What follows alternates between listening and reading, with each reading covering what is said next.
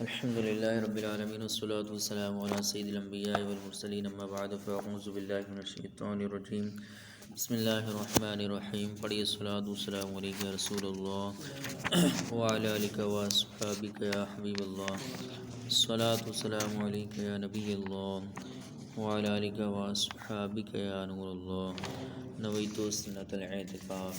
پیارے آقا صلی اللہ تعالیٰ علیہ وآلہ وسلم نے ارشاد فرمایا، جو شخص مجھ پر 10 مرتبہ درود پاک پڑھتا ہے، اللہ تبارک و تعالیٰ اس پر 100 رحمتیں نازل فرماتا ہے۔ صلو علی الحبیب صلی اللہ تعالیٰ علی محمد صلی اللہ تعالیٰ علیہ وسلم۔ بسم اللہ الرحمن الرحیم۔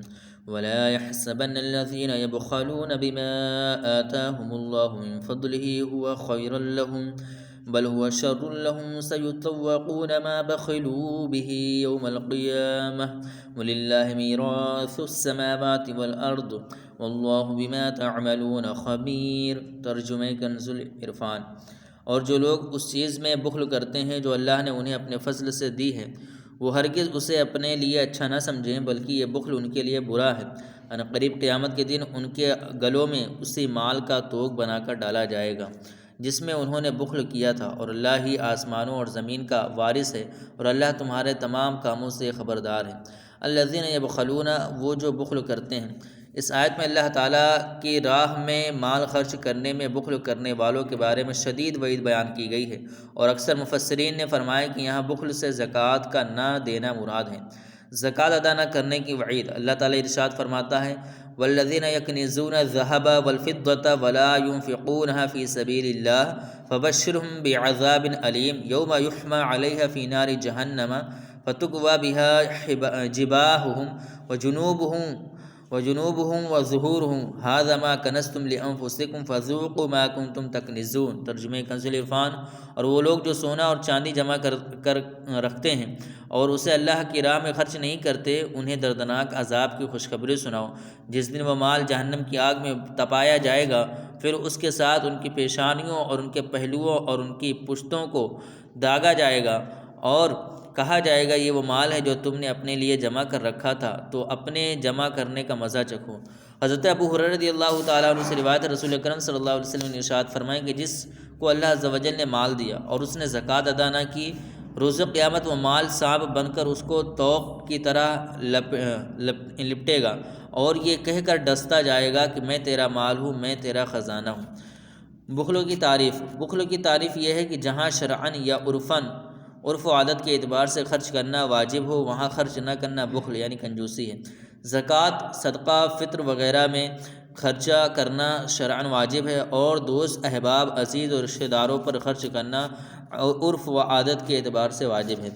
بخل کی مذمت۔ قرآن مجید اور کثیر احادیث میں بخل کی شدید مذمت بیان کی گئی ہے۔ چنانچہ اللہ تعالیٰ ارشاد فرماتا ہے، ہا انتم ہؤلاء تدعون لتنفقوا فی سبیل اللہ فمنکم من یبخل ومن یبخل فانما یبخل عن نفسه واللہ الغنی وانتم الفقراء وان تتولوا یستبدل قوما غیرکم ثم لا یکونوا امثالکم۔ ترجمہ کنز العرفان۔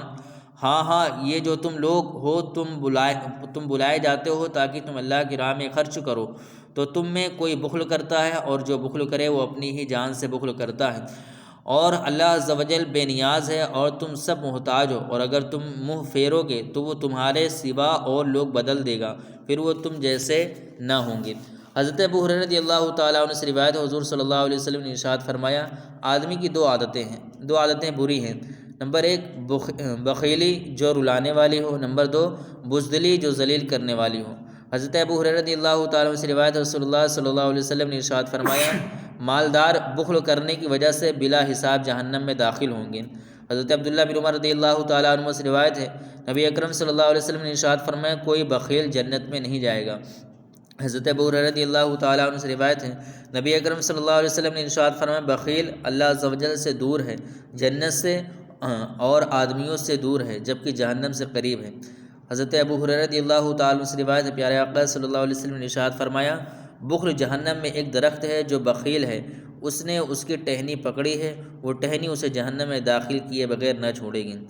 بخل کا علمی اور عملی علاج۔ بخل کا علاج یوں ممکن ہے کہ بخل کے سبب کے اسباب پر غور کر کے انہیں دور کرنے کی کوشش کرے۔ جیسے بخل کا بہت بڑا سبب مال کی محبت ہے۔ مال سے محبت نفسانی خواہش اور لمبی عمر تک زندہ رہنے کی امید کی وجہ سے ہوتی ہے۔ اسے قناعت اور صبر کے ذریعے اور بکثرت موت کی یاد اور دنیا سے جانے والوں کے حالات پر غور کر کے دور کرے۔ یوں ہی بخل کی مذمت اور سخاوت کی فضیلت حب مال کی آفات پر مشتمل احادیث و روایات اور حکایات کا مطالعہ کر کے غور و فکر کرنا بھی اس مہلک مرض سے نجات حاصل کرنے میں ممدد و معاون ثابت ہوگا۔ لقد سمع اللہ قول الذین قالوا ان اللہ فقیر ونحن اغنیاء سنكتب ما قالوا وقتلهم الانبیاء بغیر حق ونقول ذوقوا عذاب الحریق ذلك بما قدمت ایدیکم وان اللہ لیس بظلام للعبید۔ ترجمہ کنز العرفان۔ بے شک اللہ نے ان کا قول سن لیا جنہوں نے کہا کہ اللہ محتاج ہیں اور ہم مالدار ہیں۔ اب ان کی کہی ہوئی بات اور ان کا انبیاء کو ناحق شہید کرنا لکھ کر رکھیں گے اور کہیں گے جلا دینے والے عذاب کا مزہ چکھو۔ یہ ان اعمال کا بدلہ ہے جو تمہارے ہاتھوں نے آگے بھیجے اور اللہ بندوں پر ظلم نہیں کرتا۔ لقد سمع اللہ، بے شک اللہ نے سن لیا۔ اس آیت کا شان نزول یہ ہے کہ جب یہ آیت نازل ہوئی من ذا الذی یقرض اللہ قرضا حسنا کہ کون ہے جو رب تعالیٰ کو اچھا قرض دے، تو یہودیوں نے کہا کہ اللہ تعالیٰ ہم سے قرض مانگ رہا ہے تو ہم غنی ہوئے اور اللہ تعالیٰ فقیر۔ اس پر یہ آیت کریمہ اتری اور فرمایا گیا کہ اللہ تعالیٰ نے ان گستاخوں کی بات سن لی جنہوں نے کہا کہ اللہ عز و جل محتاج اور ہم مالدار ہیں۔